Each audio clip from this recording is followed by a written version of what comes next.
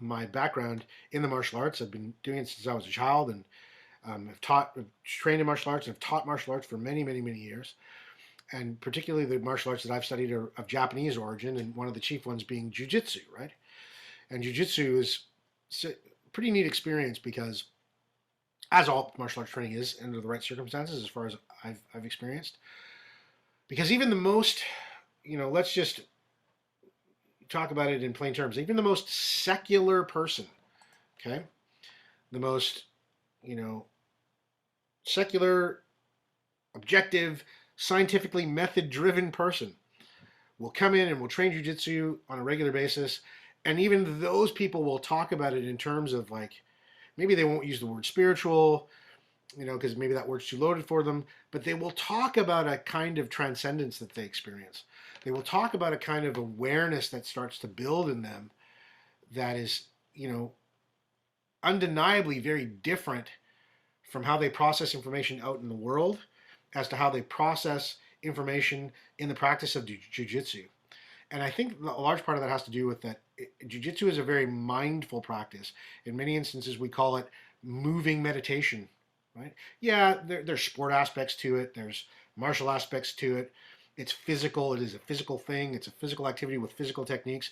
But in order to get yourself into kind of the flow of jiu-jitsu practice, you do have to cultivate a mindfulness. And it's a beautiful thing to watch people from all walks of life, from all kinds of religious or spiritual backgrounds, come into the dojo and give themselves some space to practice a mindfulness in their own way that feels good to them, that also feels like good exercise and is productive in lots of very tangible ways.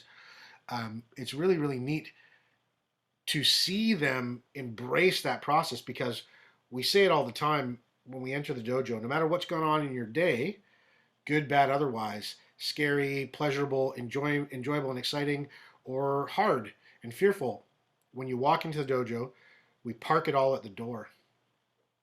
Okay? And we kind of leave our egos at the door, and our egos is a reflection of any human evaluation of our experience that day. What was a good day or a bad day?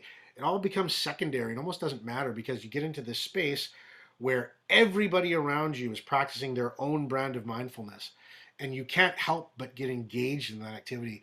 And people explain all the time about how much of a break it is, how much of a relief it is, how whatever problem that they had as they walked into the dojo, if they parked it at the door, got present, engaged in the practice, the problem was still there after they were done, but their perspective of it was entirely different.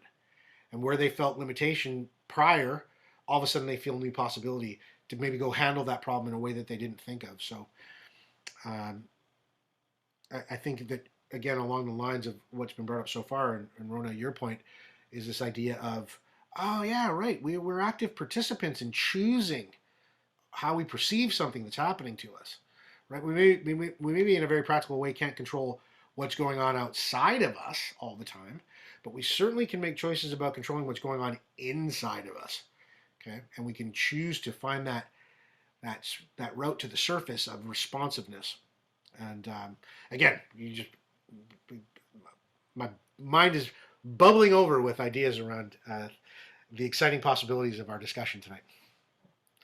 Well, and the flip side of that is, in a very non-jujitsu kind of way, the times in the clinic that I've made the most progress, I rely on the intelligence side, I rely on the logical to move forward a large portion of the time, but it's when those other two kick in that the crazy things happen and the really amazing things happen. Yeah, the miraculous things happen in many ways, Yeah, in many to use that ways. language. Yeah. And the reason that we're teaching a course now that we're putting together and sort of codifying the way that that I and to a certain extent you do integral medicine is because I've taken a lot of courses that are all about the scientific, the logical, the rational. I've taken uh, a lot of courses that are all about the nonsensical and just trusting your intuition and letting that lead you to somewhere and getting the answer that way. And I I need to go back and forth between all three because there's a reason that we have all three. And so for me, being able to use that workhorse of intelligence to move forward for the day-to-day bits is amazing, and then bringing the other two in to sort of supercharge it, that's where it gets really fun. That's where anything becomes possible.